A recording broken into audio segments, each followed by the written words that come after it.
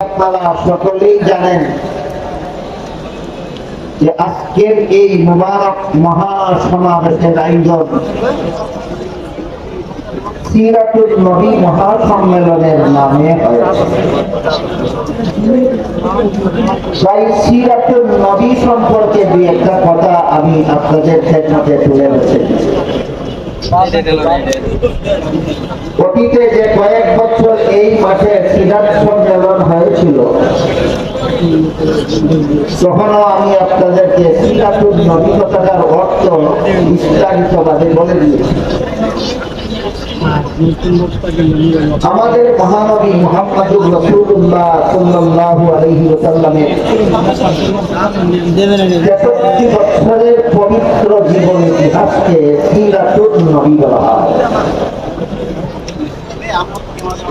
অতীতের সমাবেশগুলিতে এই মাঠে আমি বলেছি সিরাত শব্দের আবিধানিক অর্থ হলো অবস্থা, আর পরিভাষাগতভাবে কারো সিরাত বলতে তার জীবনের যাবতীয় অবস্থা অর্থাৎ জীবন ইতিহাস বোঝাবে।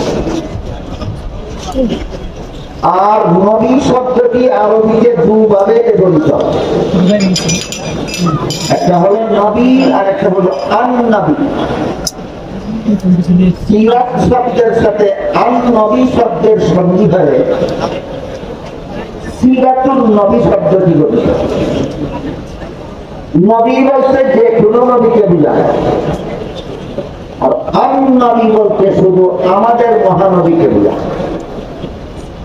কাজেই সিরাত শব্দের সাথে আন-নবী শব্দের সন্ধি হয়ে যে সিরাতুল নবী শব্দটি গঠিত হয়েছে, এর অর্থ হলো আমাদের মহানবী মুহাম্মদুর রাসূলুল্লাহ সাল্লাল্লাহু আলাইহি ওয়াসাল্লামের 63 বছরের পবিত্র জীবন ইতিহাস। এই পবিত্র 63 বছরের জীবন ইতিহাসে কিছু অংশ আছে যা শুধু আলোচনা করা যায়, আমল করা যায় না, পালন করা যায় না। আর অনেকগুলি অংশ আছে যেগুলি শুধু আলোচনা করলে চলে না, আমল করতে হয়, পালন করতে হয়। তাই আমরা যদি বিস্তারিত ভাবে বুঝতে চাই যে সিরাতুল নবীর কোন অংশ শুধু আলোচ্য, পালনীয় নয়, আর কোন অংশ শুধু আলোচ্য নয়, পালনীয়, এ দুটি প্রশ্নের পরিষ্কার জবাব বুঝতে হলে সিরাতুল নবীর প্রথম প্রধান 3টি অধ্যায় সম্পর্কে পূর্ব অবগতি আছে। আগের থেকে আমাদের জানা থাকা দরকার যে এই 63 বছরের পবিত্র জীবন ইতিহাসের 3টি অধ্যায় রয়েছে। প্রথম অধ্যায়ের সময়কাল 40 বছর, এই অধ্যায়কে কাবলাত নবুয়ত বলা হয়। দ্বিতীয় অধ্যায় 13 বছরের, এই অধ্যায়কে মুক্তি জিন্দেগি বলা হয়। তৃতীয় অধ্যায় 10 বছরের, সিরাতুল নবীর এই শেষ অধ্যায়কে রাসূলের মাদানী জিন্দেগি।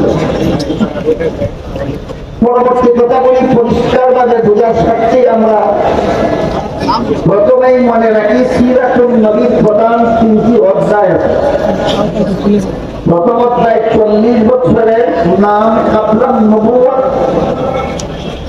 দ্বিতীয় অধ্যায়ের সময়কাল 13 বছরের, নাম মক্কি জিন্দেগি। তৃতীয় অধ্যায়ের সময়কাল 10 বছরের, নাম মাদানী জিন্দেগি। এই 3 অধ্যায়ের আবার 3টি বৈশিষ্ট্য। প্রথম অধ্যায় 40 বছরের পবিত্র জিন্দেগির প্রথম অধ্যায়ের বৈশিষ্ট্য হল রাসূলের জিন্দেগির প্রথম 40টি বছরের জীবন ইতিহাস। এর বৈশিষ্ট্য, এটা উম্মতের জন্য শরীয়তের দলিল নয়, এটা নবীর জন্য নবুয়তের দলিল। যারা জানেন তো জানেনই, কারো জানা না থাকলে আপাতত শব্দ দুটি স্মরণ রাখুন, আমি পরে মর্ম বলে দেব। সিরাতুল নবীর প্রথম অধ্যায় 40 বছরের জিন্দেগি এটা উম্মতের জন্য শরীয়তের দলিল নয়, এটা নবীর জন্য নবুয়তের দলিল। সিরাতুন নবীর যে অংশ উম্মতের জন্য শরীয়তের দলিল, সেই অংশ উম্মত শুধু আলোচনা করলে চলে না, আমলও করতে হয়, পালনও করতে হয়। আর সিরাতুন নবীর যে অংশ উম্মতের জন্য শরীয়তের দলিল নয়, শুধুমাত্র নবীর জন্য নবুয়তের দলিল। সেটা বিশেষ বিশেষ কতগুলি কারণে এই অধ্যায় শুধু আলোচ্য, পালনীয় নয়। আলোচনা করা যায়, পালন করা যায় না। আলোচনা করলে নকল বন্দেগীর সওয়াব হয়, কিন্তু পালন করার ক্ষমতাই কোন মানুষ রাখে না। যেমন ধরুন, উদাহরণস্বরূপ বলা যায়, কোন লোকের জীবন ইতিহাসটার জন্ম থেকে শুরু হয়, ঠিক তেমনিভাবে সিরাতুন নবীর ৬৩ বছরের ইতিহাসও আমাদের মহানবীর জন্ম থেকে শুরু হয়েছে। আর যেভাবে ৬৩ বছরের জীবন ইতিহাসকে সিরাতুন নবী বলা হয়, তেমনিভাবে আমাদের মহানবীর জন্মকে মিলাদুন নবী বলা হয়।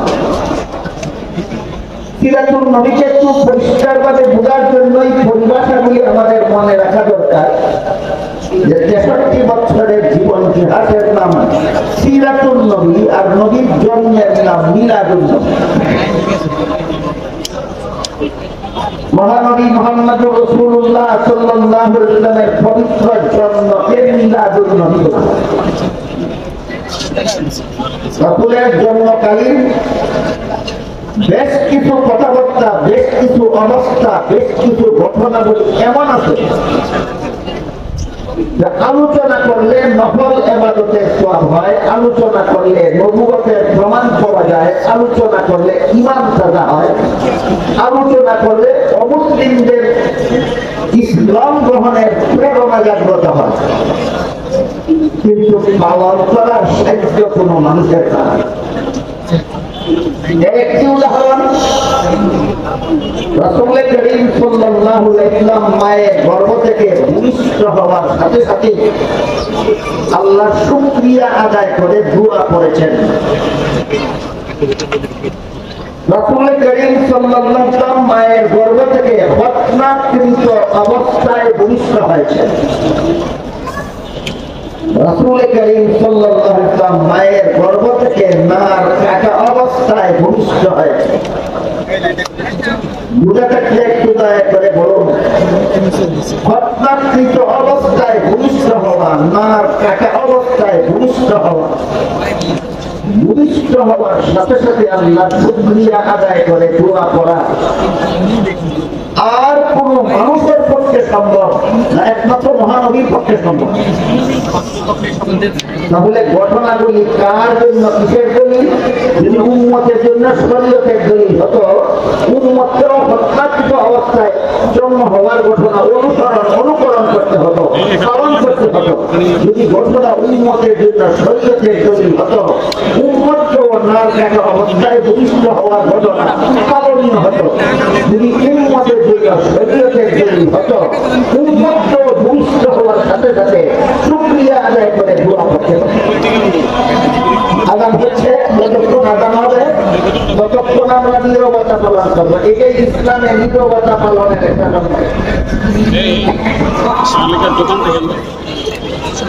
রাসূলের জন্মকালীন 3টি অবস্থার কথা আমি আজানের আগে আপনাদের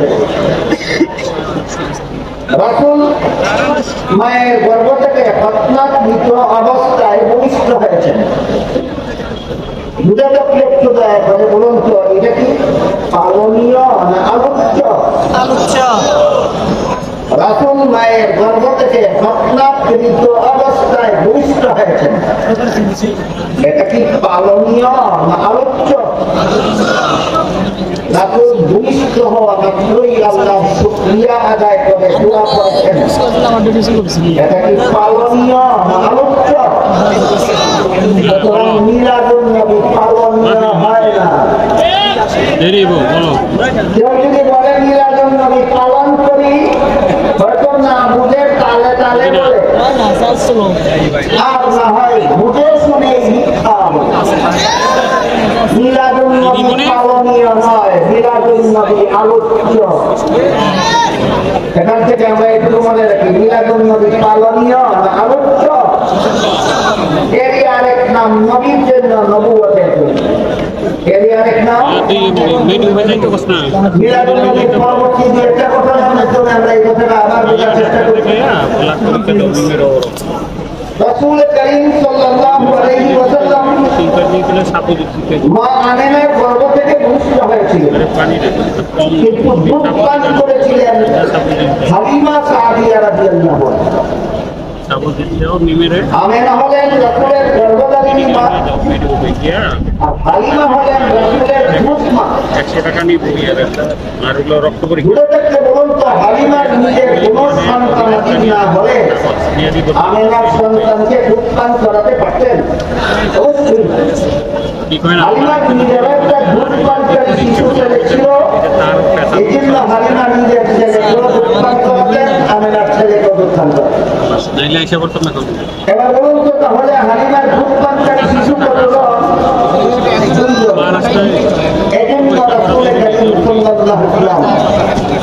হালিমার এক স্তরের দুধ নিজে পান করতেন, অপর স্তরের দুধ নিজে দুধ খাইয়ের জন্য ফুলের শিশুটাকে খাই। এত বড় আর কোন মানুষের পক্ষে সম্ভব, একমাত্র মুহাম্মদুর রাসূলুল্লাহর পক্ষে সম্ভব।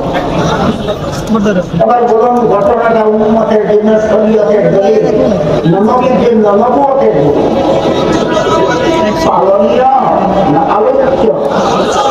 ঘটনা পালনীয় নয়, ঘটনা আলোচ্য। আরেকটি উদাহরণ দিচ্ছি, রাসূল ফুলের শিশুটাকে কালেও কখনো উলঙ্গ হননি। ফুলের শিশুটাকে কালেও উলঙ্গ হননি। অবশ্য একদিন শিশু রাসূলের সদর থেকে কাপড় সরে গেছে, অস্বাভাবিকভাবে চিৎকার দিয়ে কান্না শুরু করেছিল। যখন তার সদর ঢেকে দেওয়া হলো, তখন তার কান্না থামলো। এইমাত্র শিশুকালের একদিনের ঘটনা।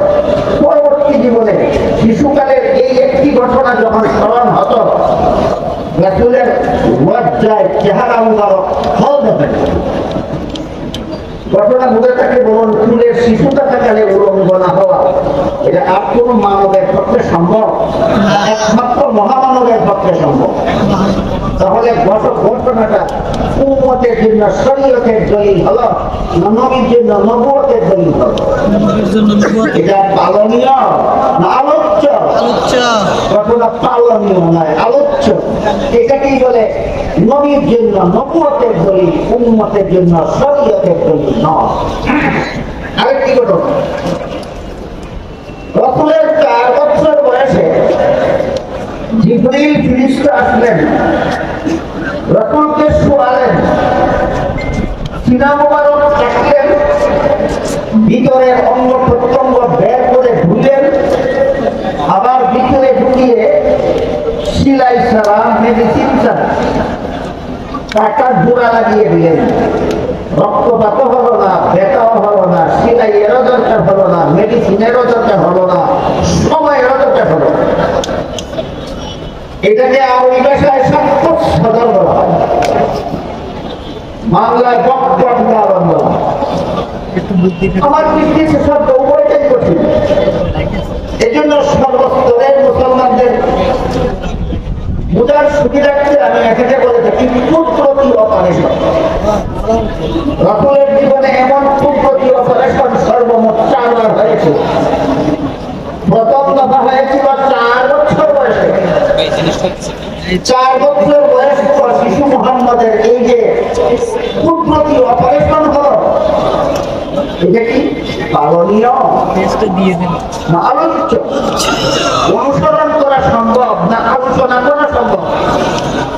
মিলাদুন নবী থেকে নিয়ে দীর্ঘ 40 বছর পর্যন্ত এই সিরাতুন নবীর প্রথম 40 বছরের অধ্যায় আল্লাহ নবীর দ্বারা এমন কতগুলি অজস্র ঘটনা ঘটালেন, যেই ঘটনাগুলি উম্মতের জন্য পালনীয় নয়, উম্মতের জন্য অনুসরণীয় নয়, উম্মতের জন্য অনুকরণীয় নয়, শুধু আলোচ্য, পালন করা যাবে না, আলোচনা করে লাভটি। এই তত্ত্ব যদি কারো মনে লাগে, সিরাতুন নবীর যে অংশ পালন করা যাবে না, আলোচনা করে লাভ কি, এই প্রশ্ন যাদের মনে লাগে তাদের প্রশ্নের জবাব কয়েকটা।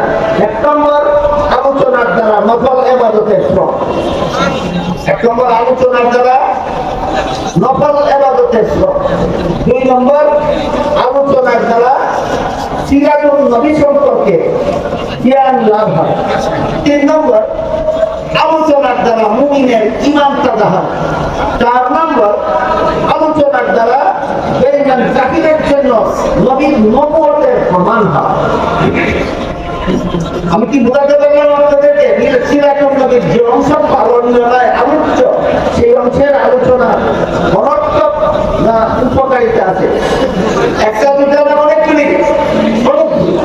তাই সিরাতুন নবীর প্রথম 40 বছরের প্রথমতায় 40 বছরের মেয়াদকালের প্রায় সবগুলি ঘটনা নবীর উম্মতের জন্য শরীয়তের দলিল নয়, নবীর জন্য নবুয়তের দলিল। এটা হলো প্রথম অধ্যায়ের বৈশিষ্ট্য। এখানে আরেকটা প্রশ্ন কারো মানে যাচ্ছে না যে আল্লাহ রাসূল জীবনের প্রথম বিয়ে করেছিলেন 25 বছর বয়সে। এটা কি প্রথম অধ্যায়ের 40 বছরের ভিতরে হলো না বাইরে হলো? 40 বছরের জীবন ইতিহাস যদি উম্মতের জন্য পালনীয় না হয়, অনুসরণীয় না হয়, অনুকরণীয় না হয়, তাহলে 40 বছরের ভিতরে বিয়ে করেছিলেন। বিয়ে করা উম্মতের জন্য শরীয়তের দলিল হলো কিভাবে, উম্মতের জন্য সুন্নাত হলো কিভাবে? এই প্রশ্নের সংক্ষিপ্ত জবাব, 25 বছর বয়সে বিয়ে করেছিলেন, এজন্য বিয়ে করা উম্মতের জন্য সুন্নাত হয়নি। 40 বছর পূর্ণ হওয়ার পরে আল্লাহ রাসূল পরিষ্কার ভাষায় বলে দিয়েছিলেন, বিবাহ বন্ধনে আবদ্ধ হওয়া বা সুন্নাত। সেই হাদিসের দ্বারা বিবাহ উম্মতের জন্য সুন্নাত হয়েছে। 25 বছর বয়সে বিয়ে করেছিলেন, সেই কারণে নয়। এবার আমরা দ্বিতীয় অধ্যায় সম্পর্কে কিছু আলোচনা করি। এর আগে প্রথম অধ্যায়ে 40 বছর মিলাদুন নবীর থেকে শুরু হয়। আমি এতক্ষণ আপনাদের বলেছি মিলাদুন নবী পালনীয় না আলোচ্য। সাথে যারা বলে মিলাদুন নবী পালন করি, হয়তো বুঝে শুনে বলে না, তালে তালে বলে। আর যদি বুঝে শুনে বলে তাহলে জেনে শুনে মিথ্যা বলে। মিলাদুন নবী পালনীয় নয়, 40 বছরের জীবন ইতিহাস উম্মতের জন্য পালনীয় নয়, সেগুলি আলোচ্য। এগুলি উম্মতের জন্য শরীয়তের দলিল নয়, এগুলি নবীর জন্য নবুয়তের দলিল। যেখানে মিলাদুন নবীটাই পালনীয় নয়, সেখানে ঈদে মিলাদুন নবী আসলো থেকে। পরিষ্কার সহিহ হাদিসে আল্লাহ রাসূল সাল্লাল্লাহু আলাইহি ওয়াসাল্লাম বলে দিয়েছেন, আল্লাহর পক্ষ থেকে আমার মুসলমান উম্মতের জন্য বাৎসরিক 2টি ঈদের ব্যবস্থা দেওয়া হয়েছে। মনে রাখার ব্যাপার, সমস্ত মুসলমানদের আল্লাহর রাসূল বলে গেছেন মুসলমান উম্মতের জন্য আল্লাহর পক্ষ থেকে কতটি ঈদের ব্যবস্থা দেওয়া হয়েছে। একটি ঈদের নাম রাসূল বলেছেন ঈদুল আযহা, আরেকটা ঈদের নাম আল্লাহ রাসূল বলেছেন ঈদুল ফিতর। মুসলমানের বাৎসরিক ঈদ রাসূল বলেন 2টা, একটার নাম ঈদুল ফিতর, একটার নাম ঈদুল আযহা। আপনি যদি মিলাদুন নবীকে ঈদে রূপান্তরিত করেন, তাহলে রাসূলের 2 এর সংখ্যায় আপনি সন্তুষ্ট নন, আপনি 3 এর সংখ্যায় সন্তুষ্ট। আপনি আশিকের রাসূল হলেন না দুশমনের রাসূল হলেন? এজন্য হাদিস শরীফে রাসূল করিম সাল্লাল্লাহু আলাইহি ওয়াসাল্লাম বলেন, ইয়াকুম ওয়া মুহদাসাতিল উমুর ফাইন্না কুল্লা মুহদাসাতিন বিদআতুন ওয়া কুল্লা বিদআতিন দালালা ওয়া কুল্লা দালালাতিন ফিন-নার। আল্লাহ তাআলা আলাইহিস সালাতু ওয়াস সালাম। এর অর্থ হলো রাসূল বলেন, কোন কাজ মুসলমানের কোন কাজকর্ম ইসলামী কর্মকাণ্ড সাব্যস্ত হওয়ার জন্য 4 প্রকার দলিলের কোন এক প্রকারের দ্বারা সাব্যস্ত হতে হবে। 4 প্রকার দলিলের আলোচনা রাসূল বিভিন্ন হাদিসে করেছেন। আল্লাহ রাব্বুল আলামিন সূরা নিসার 59 নম্বর আয়াতে করেছেন। প্রথম প্রকার দলিলের নাম আল্লাহর কোরআন, দ্বিতীয় প্রকার দলিলের নাম রাসূলের হাদিস, তৃতীয় প্রকার দলিলের নাম উম্মতের ইজমা, চতুর্থ প্রকার দলিলের নাম মুজতাহিদগণের মাযহাব। যে বিষয় আল্লাহর কোরআনে নাই, যে বিষয় রাসূলের হাদিসে নাই, যে বিষয় উম্মতের ইজমায় নাই,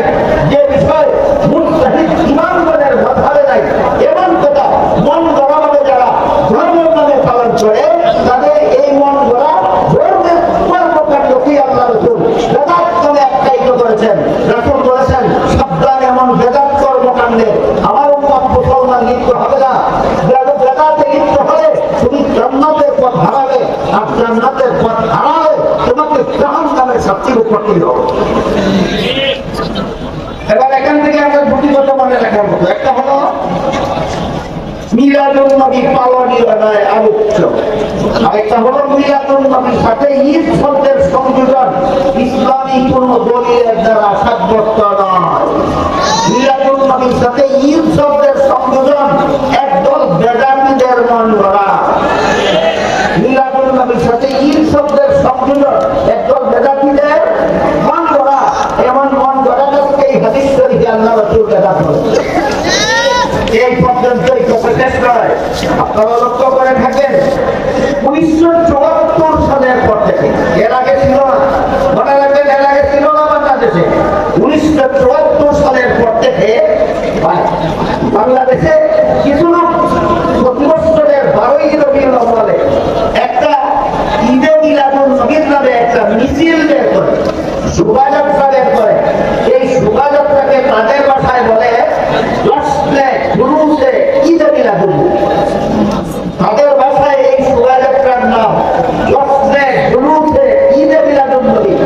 সেই শোভাযাত্রায় যে সমস্ত স্লোগান দেওয়া হয় এর মধ্যে একটি স্লোগানে বলা হয় দিনদার নবীর আগমন, শুভেচ্ছা, স্বাগতম। কি বলা হয়? দিনদার নবীর আগমন, শুভেচ্ছা, স্বাগতম। আমি জিজ্ঞাসা করি, দিনদার নবী বলতে তুমি কি বোঝাও? জিন্দা নবী বলতে যদি তুমি বোঝাও যে দাফন করার পর থেকে নবী জিন্দা, এটা হাদিসের দ্বারা প্রমাণিত।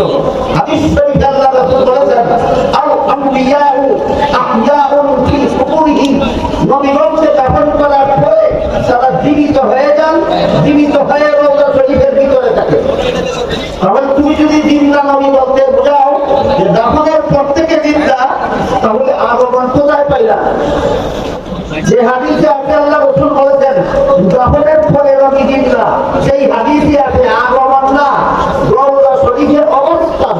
বলুন, যে হাদিসে নবীকে জিন্দা বলা হয়েছে সেই হাদিসে নবীকে পুরো মিছিলে আগমন করেন বলা হয়েছে না রওজা শরীফে অবস্থান করেন বলা হয়েছে? তাহলে স্লোগানটা হাদিস সাপেক্ষ না হাদিস বিরোধী? হাদিস বিরোধী। আর যদি বলো আমরা জিন্দা নবী বলতে বুঝিয়েছি যে নবী চিরকাল জিন্দা, অতীতেও নবীর কোনোদিন মরণ হয়নি, ভবিষ্যতেও কোনোদিন মরণ হবে না, তাহলে এই স্লোগান নিঃসন্দেহে কুফর। এই স্লোগান নিঃসন্দেহে কুফর। কারণ আল্লাহ পবিত্র কোরআনে আমাদের মহানবীকে সম্বোধন করে বলেন, ইন্নাকা মাইয়িতুন ওয়া ইন্নাহুম মাইয়িতুন। হে মুহাম্মদ রাসূলুল্লাহ সাল্লাল্লাহু আলাইহি ওয়াসাল্লাম, নিশ্চয়ই আপনি মরণশীল, নিশ্চয়ই আপনি মরণশীল। বহু বলুন কোরআনে আল্লাহ আমাদের নবীকে মরণশীল বলেছেন কিনা?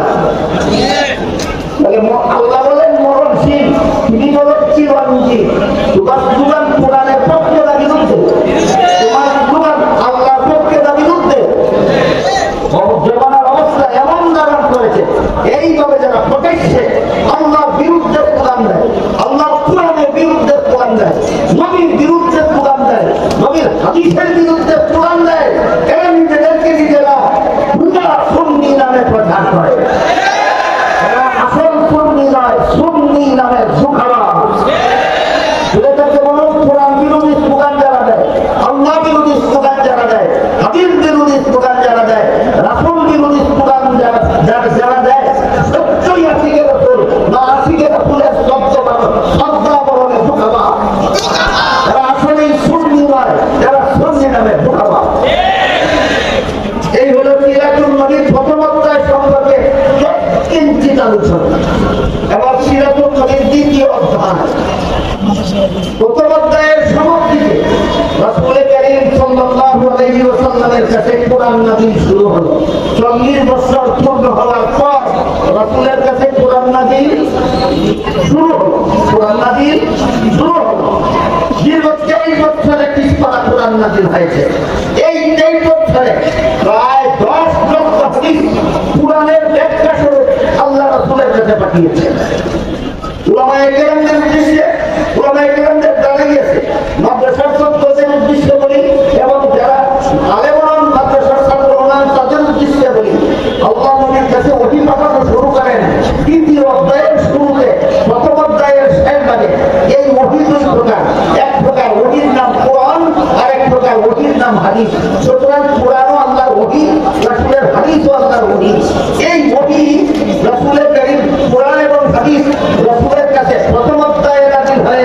না দ্বিতীয় অধ্যায় 30 পারা কোরআনে আর প্রায় 10 লক্ষ হাদিসে ইসলামের যাবতীয় বিধিবিধান নিহিত রয়েছে প্রত্যক্ষভাবে অথবা পরোক্ষভাবে। 30 পারা কোরআনে আর 10 লক্ষ হাদিসে প্রত্যক্ষভাবে অথবা পরোক্ষভাবে ইসলামের যাবতীয় বিধিবিধান যেমন কোথায় আছে কোরআনে আর হাদিসে আছে। কোরআন হাদিসের বাইরে ইসলামের কোনো বিধিবিধান নাই। এই কোরআন জন্মের দিনে নাযিল হয়েছিল না সিরাতুন নবীর খেলাবে। কোরআন নবীর জন্মের দিন নাযিল শুরু হয়েছিল না সিরাতুন নবীর খেলাবে। সিরাতুন নবীর খেলাবে কাজেই 30 পারা কোরআনের সম্পর্ক মিলাদুন নবীর সাথে নয়। 30 পারা কোরআনের সম্পর্ক সিরাতুন নবীর সাথে। রাসূলের 10 লক্ষ হাদিসের সম্পর্ক মিলাদুন নবীর সাথে নয়। রাসূলের 10 লক্ষ হাদিসের সম্পর্ক সিরাতুন নবীর সাথে। ইসলামের পুরো বিধিবিধানের সম্পর্ক মিলাদুন নবীর সাথে নয়। সমস্ত বিধিবিধানের সম্পর্ক সিরাতুন নবীর সাথে। এমন অবস্থায় কেউ সিরাতুন নবী না হলে মিলাদুন নবী নিয়ে নাচানাচি করে। এদের চরিত্র তার চরিত্রের মধ্যে কি উদাহরণ দিচ্ছি শুনুন। রাসূল করিম সাল্লাল্লাহু আলাইহি ওয়াসাল্লামের একটা চার নাম ছিল আবু লাহাব। হয়তো আপনারা অনেকেই জানেন, কেউ হয়তো নাও জানতেন। যারা যাদের জানা নাই তারা আজকে থেকে মনে রাখুন। রাসূলের এক আপন চাচার নাম ছিল আবু লাহাব। রাসূলের জন্মদিন, রাসূলের জন্মকে কি বলা হয়? মিলাদুন নবী। রাসূলের জন্মকে কি বলা হয়? মিলাদুন নবী। রাসূলের জন্মের দিন আবু লাহাব রাসূলের জন্মে খুশি হয়ে দুটি আঙ্গুল দ্বারা ইশারা করে তার বন্দী সুবাইটাকে আজাদ করে দিয়েছিল, স্বাধীন করে দিয়েছিল। ঘটনা বলে থাকলে বলুন, আবু লাহাব নবীর জন্মে দুঃখী ছিল না আনন্দিত ছিল? কোরআনের কোন কোরআন গ্রহণ করেছিল, হাদিস গ্রহণ করেছিল, ইসলামের বিধান গ্রহণ করেছিল। মিলাদুন নবীতে খুশি, নবীর জন্য খুশি। কোরআন মানে না, নবীর জন্য খুশি। হাদিস মানে না, নবীর জন্য খুশি। ইসলামের বিধান মানে না। এই চরিত্র সুন্নি দেখায় না। এই চরিত্র আবু লাহাবের ভাব।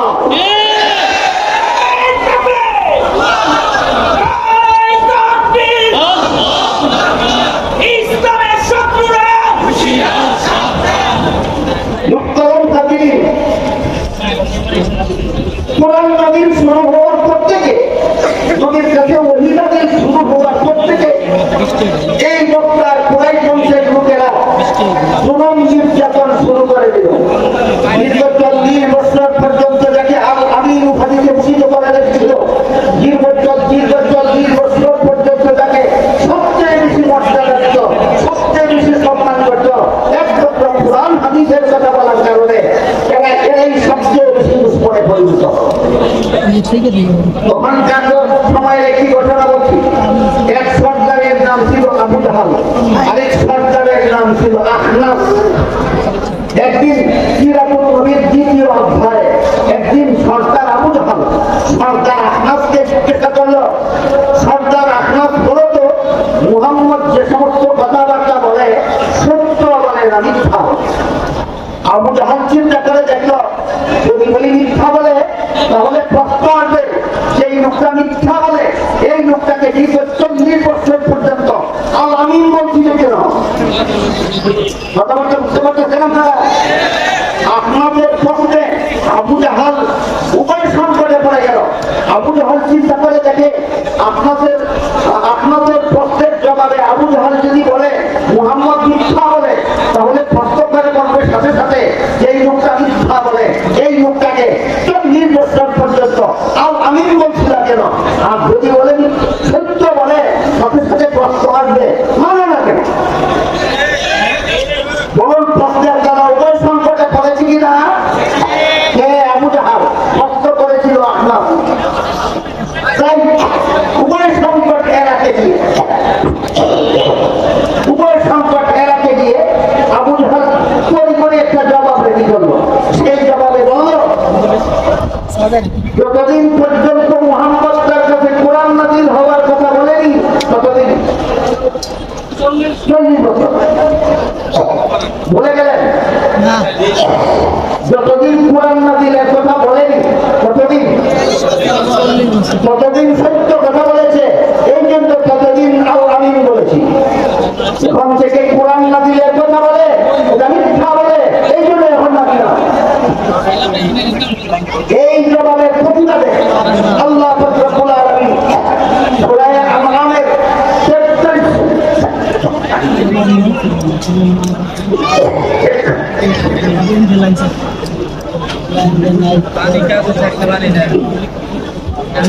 এটা খাটান সাপ হয়ে গেছে। টিস্যু দেয় না, টিস্যু দিব হলে বলো যে টিস্যু দেয় না। হ্যাঁ টিস্যু দেবো। আবু জাহেল এই জবাবের প্রতিবাদে আল্লাহ সূরা আনআমের 33 নম্বর আয়াত নাযিল করে বলেন, قد تعلم إنه ليحزنك الذي يقولون فإنهم لا يكذبونك ولكن الظالمين بآيات الله يجحدون। রাসূল করিম সাল্লাল্লাহু আলাইহি ওয়াসাল্লাম আবু জাহেলের জবাবে আপনি ব্যথিত হয়েছেন। লক্ষ্য করে দেখুন, আবু জাহেল আপনার কথাকে মিথ্যা বলছে।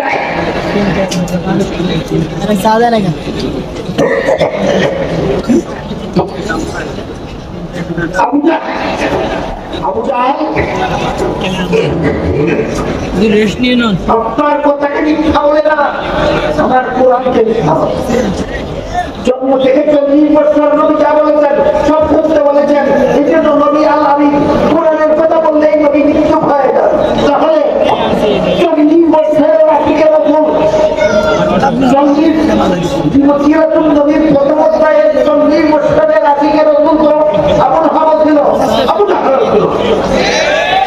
কোরআন নামের পরবর্তী দিন থেকে রাসূলের রাসূল আবু হাওয়া হতে পারেনি, আবু জাহল হতে পারেনি, একমাত্র সাহাবায়ে কেরাম হতে পারেছে।